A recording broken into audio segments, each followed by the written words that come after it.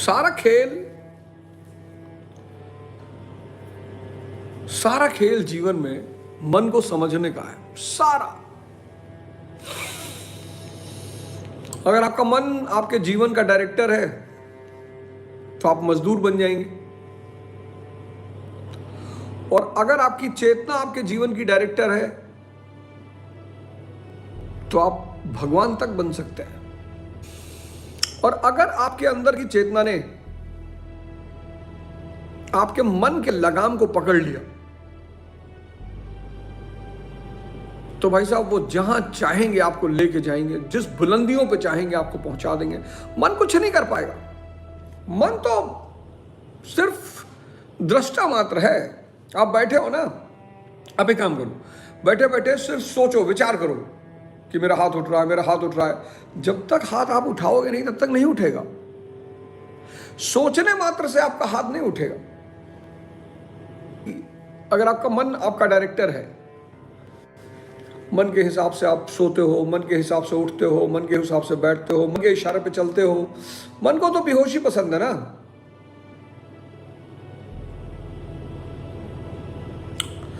मन को तो बेहोशी पसंद है, बेहोशी। तो जितनी चीजें बेहोश करती हैं, मन उनके लिए कभी बहाना नहीं ढूंढता। लिख लीजिएगा, जिनको अपनी जिंदगी बदलनी है, जिनको भी राजा बनना है। अब ये बात है कि भाई खान साहब ने जाकर शुभंकर मिश्रा के शो पे कहा कि भाई अवध ओझा तो राजा बनाते हैं, लेकिन उन्होंने ये भी बात कही कि हमारे सीनियर हैं, मैं उनके बारे में कुछ नहीं कहूँगा, मैं उनका सम्मान करता हूँ। तो ये बात उन्होंने बिल्कुल सही कही कि वो तो भाई राजा बनाते हैं। जिस देश में लोग सेल्फी लेने के लिए गिड़गिड़ाते हैं, फोटो खींचने के लिए गिड़गिड़ाते हैं, भिखमंगों की एक पूरी फौज खड़ी हो गई है, तो वहां कोई तो होगा ना जिसको उनको जगाना पड़ेगा कि भाई तुम भी राजा हो, भाई तुम भी भगवान की स्थिति में हो, प्रभु हो।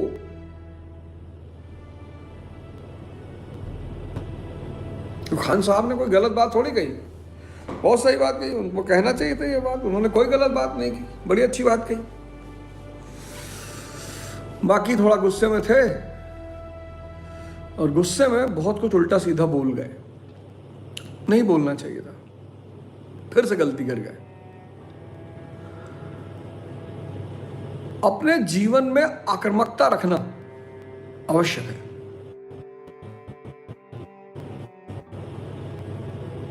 खान साहब ने जो शुभंकर मिश्रा को, तो शुभंकर जी को जो उन्होंने इंटरव्यू दिया वो ठीक है, अपने पक्ष तो हर आदमी को रखने का अधिकार है, बिल्कुल है, हर आदमी को अपना पक्ष रखने का अधिकार है। लेकिन जो बातें वो बोल गए उनको नहीं बोलना चाहिए था। मतलब मैं तो फिर भी कहूंगा उनको नहीं बोलना चाहिए था। जैसे उन्होंने कहा कि जो लोग भी मुझे फैजल खान कहते हैं मैं उनका जीजा हूं।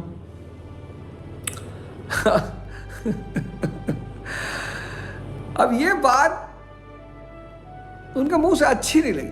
ठीक है, वो गुस्सा हो जाते, क्रोधित हो जाते, जिन लोगों ने भाई उनका विरोध किया उनको वो गुस्सा हो जाते कि भाई ये ठीक नहीं था और मैं देख लूंगा, सबको दौड़ा के मारूंगा मैं।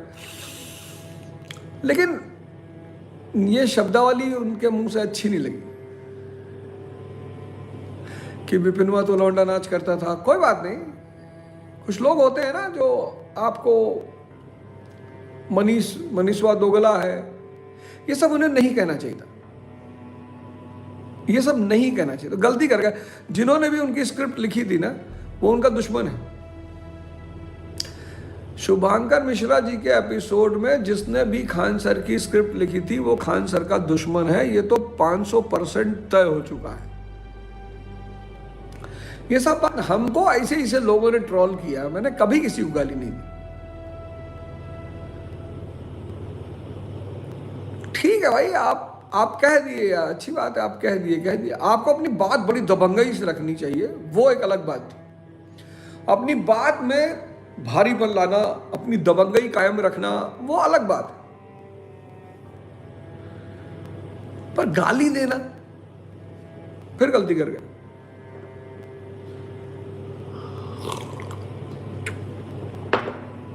फिर खान साहब गलती कर गए, उनको नहीं करना चाहिए था,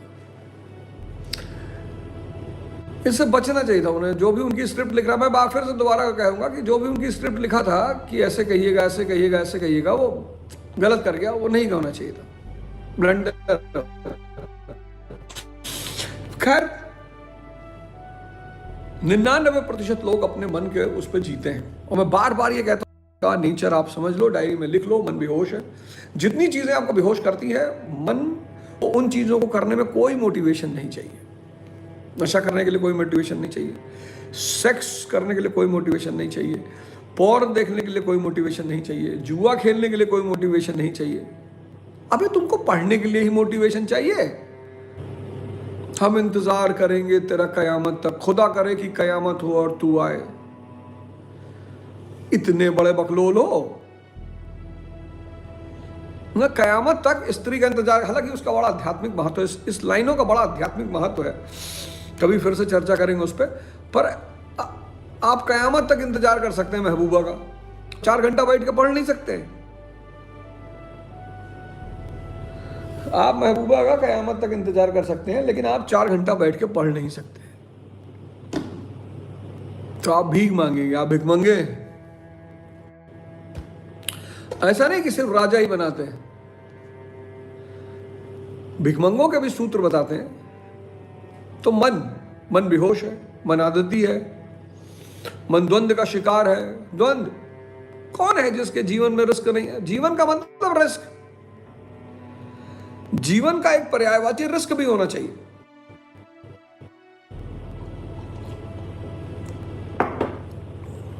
जीवन का एक पर्याय रिस्क भी होना चाहिए।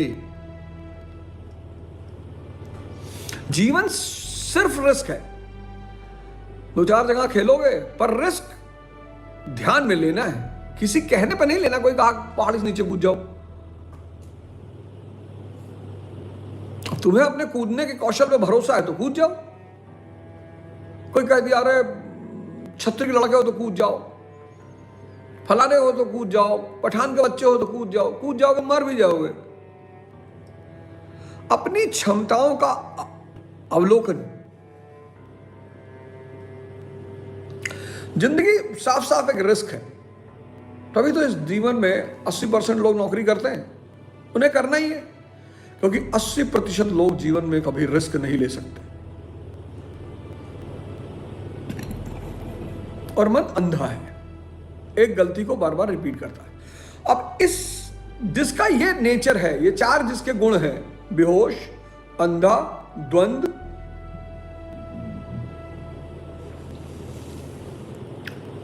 और आदति, अगर ऐसे व्यक्ति के सहारे पे आप चल रहे हो तो आप मारे जाओगे।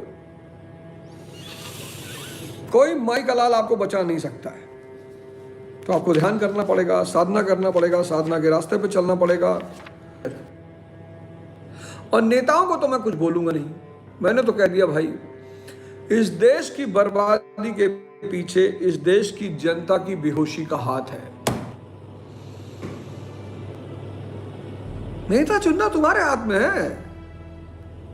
नेता को क्यों गाली दे रहे हो? ठेकेदार को नेता बनाओगे तो तुम्हारी सेवा करेगा, बाहुबली को नेता बनाओगे तुम्हारी सेवा करेगा, अपराधी को नेता बनाओगे तुम्हारी सेवा करेगा। कम से कम हर घर पे एक झंडा लग जाता कि वी सपोर्ट सोनम वांगचुक। पूरे भारत में कोई जरूरत नहीं थी बाहर आने की, कोई जरूरत नहीं था दंगा करने की, बवाल करने की। हर कॉकरोच अपने घर के छत पे एक झंडा लगा देता, वी सपोर्ट सोनम वांगचुक। बस कुछ नहीं करना था, इतना ही करना था।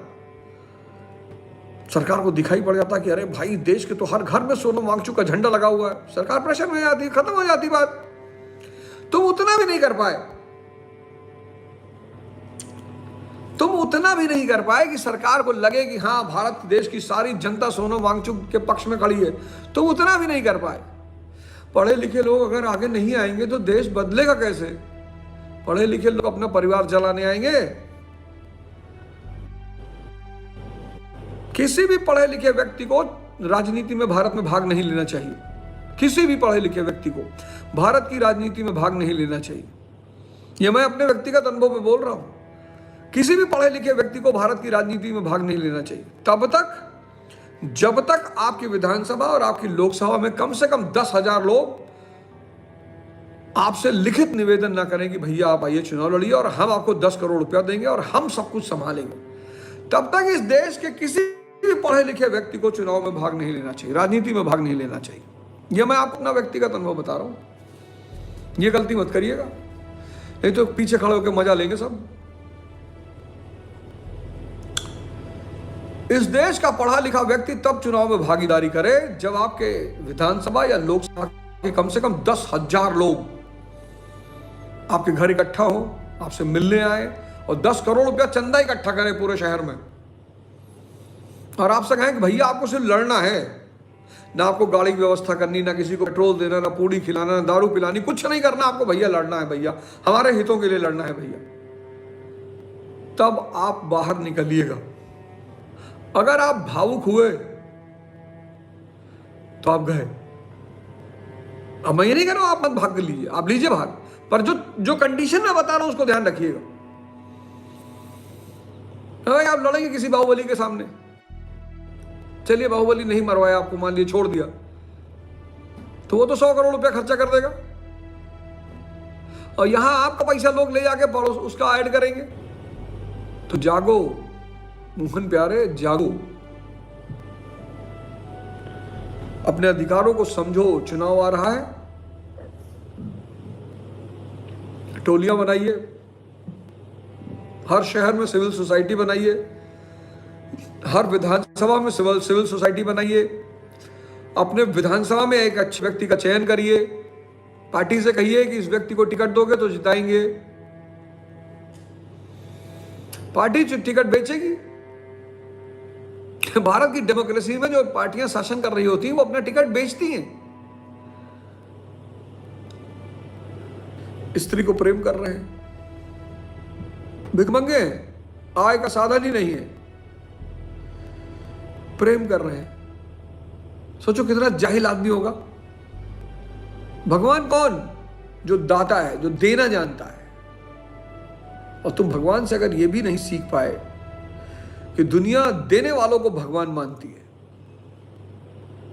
तो देने की क्षमता पैदा हो जाए, इसके लिए शक्ति लानी पड़ेगी। कोई सम्मान की भीख मांग रहा है, कोई प्रेम की भीख मांग रहा है, कोई रिश्तों की भीख मांग रहा है। पैसे वाले तो जो पैसा मांग रहे हो तो भिखमंगे ही हैं, लेकिन सिर्फ पैसा मांगने वाले भिखमंगे नहीं है। जो सम्मान की भीख मांग रहा है वो भी भिखमंगा है, जो प्रेम की भीख मांग रहा है वो भी भिखमंगा है। दंडवत प्रणाम करके, अहंकार त्याग कर, शरण होकर। आजकल लोग घुटने पर, पहले तो घुटने छूते थे, अब तो कमर तक आ गए। दंडवत, भारत में जो गुरु को प्रणाम है वो दंडवत, क्यों पूरा लेट जाना। मतलब आपके सामने मेरा कोई अहंकार नहीं, मैं आपके चरणों में लेटा हुआ, भली प्रकार सेवा करके, निष्कपट भाव से प्रश्न करके। देखो क्या क्या लिखा हुआ, तत्वदर्शी महापुरुष के पास जाकर भली प्रकार दंडवत प्रणाम, पहला काम दंडवत प्रणाम करना है। भली प्रकार सेवा, निष्कपट भाव से प्रश्न, तू उस ज्ञान को जान। वे तत्व को जानने वाले ज्ञानी जन तेरे लिए उस ज्ञान का उपदेश करेंगे, साधना पथ पर चलाएंगे। समर्पित भाव से सेवा करने के उपरांत ही इस ज्ञान को सीखने की क्षमता आती है। तत्वदर्शी महापुरुष परम तत्व परमात्मा का प्रत्यक्ष दिग्दर्शन करने वाले हैं। वे यज्ञ की विधि विशेष के ज्ञाता हैं, को भी सिखाएंगे। यदि अन्य यज्ञ होता तो ज्ञानी तत्वदर्शी की क्या आवश्यकता थी। एक ओंकार सतनाम कर्ता पुरख निर्भव निर्वैर अकाल मूरत अजुनी सैभंग गुरु प्रसाद, जपुजी साहब में स्पष्ट लिखा हुआ है। गुरु गोविंद दो खड़े काके लागू पाए, और बलिहारी गुरु आपने गोविंद दियो बताए। ध्यान की आवश्यकता है। सोनम वांगचुक जी को पुलिस ले गई भोजन कराने के लिए, उनका जीवन बचाने के लिए। नमन है सोनम वांगचुक जी को, सत सत नमन है। इस देश के लिए खड़े हुए, इस देश के बच्चों के लिए खड़े हुए। लेकिन बहुत सारे लोगों ने मुझसे सवाल किया कि आप नहीं आए। मेरे आने से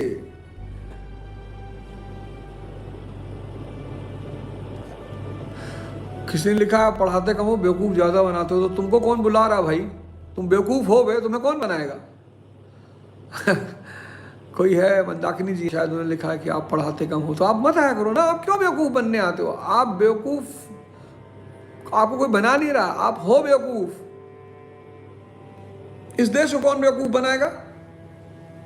जो ठंडा मतलब कोका कोला कहता है, जो I am a Complan boy कहता है, जो फेयर एंड हैंडसम क्रीम लगाता है, जहां इतने बड़े बड़े जाहिल हैं, उनको कौन बेवकूफ़ बनाएगा? डीओ लगाता है, उसके ऊपर परियां गिरती हैं। ये कंट्री ऑलरेडी, इसको कौन बेवकूफ़ बनाएगा? बताओ। डीओ लगा के परियां गिरा रहा है, कॉम्प्लान पी के ताकत ला रहा है, फेयर एंड हैंडसम लगा के गोरा हो रहा है।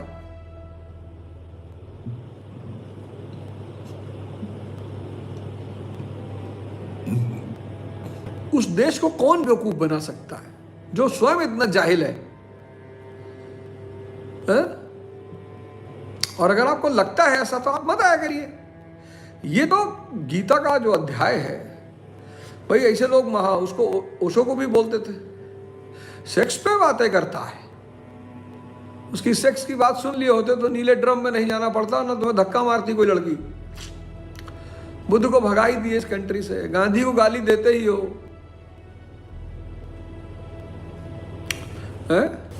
तुम्हारा मन और तुम्हें बनाने के विचार ही नहीं देता। किसका मन?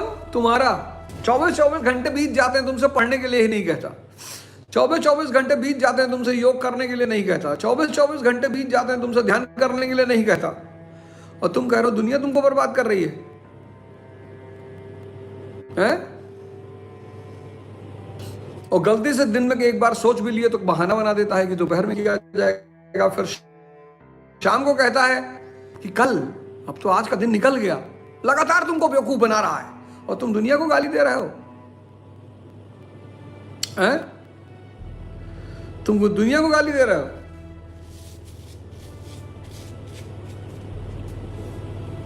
फिर कह रहे हो फलाने बेवकूफ बना रहे हैं। अबे तुम्हारा मन,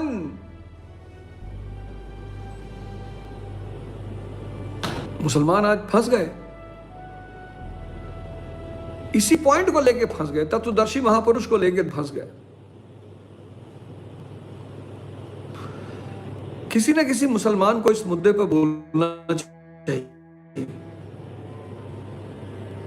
ऐसा नहीं कि बहुत सारा, मैं तो देखता हूं बड़े सारे पढ़े लिखे मुसलमान हैं, बेचारे डरते हैं कि कहीं कुछ बोल दें तो। लेकिन हिंदुओं ने मुसलमानों की बड़ी नकल की, बड़ी नकल। हिंदुओं ने मुसलमानों की बड़ी नकल की। हिंदू सिख की नकल तो नहीं कर पाए, और यहूदियों की नकल तो नहीं कर पाए, जैनियों की नकल तो नहीं कर पाए, मुसलमानों की नकल किए हिंदू। अरे इन मुसलमानों में 3 शादी होती है, उसके बारे में तो नहीं बोलते हो कुछ। मुसलमानों में हलाला होता है, उसके बारे में तो नहीं बोलते हो कुछ। मगर किसी हिंदू को तुम बोल दो कि उदारवादी बातें बोल दो, लिबरल बातें, तुरंत आ जाएगा मुसलमान पे। जैनियों पे भी आ जाओ, कभी जैन लोगों का उदाहरण दो, सब अरबपति जैन है। कभी सिखों का उदाहरण दो, सब अरबपति हैं। कभी यहूदियों का भी उदाहरण दो।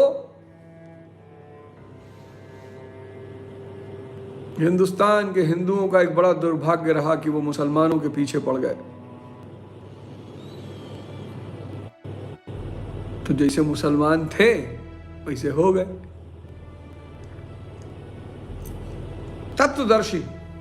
तत्वदर्शी महापुरुष के पास जाने के लिए भगवान कृष्ण कह रहे हैं। बड़ा क्रांतिकारी कदम उठाया था इस देश के युवाओं को, उन्हें धन्यवाद देना चाहिए। लेकिन इस देश में अब तो मैं सोचता हूं ना कि सरदार भगत सिंह, राजेंद्र लहड़ी, ये सब लोग जब देखते होंगे ऊपर से, सोचते होंगे यार नाहक में आजाद करा दिए, सब फिर बट गए। हिंदुस्तान का आदमी फिर बट गया। ऐसे ही बटे थे तब अंग्रेजों ने कब्जा किया था। और नेताओं को तो मैं कुछ बोलूंगा नहीं, मैंने तो कह दिया भाई इस देश की बर्बादी के पीछे इस देश की जनता की बेहोशी का हाथ है। 1 का 4, 4 का 1 होता रहेगा। अगले एपिसोड में आपसे फिर मुलाकात होगी। जय हिंद, जय भारत।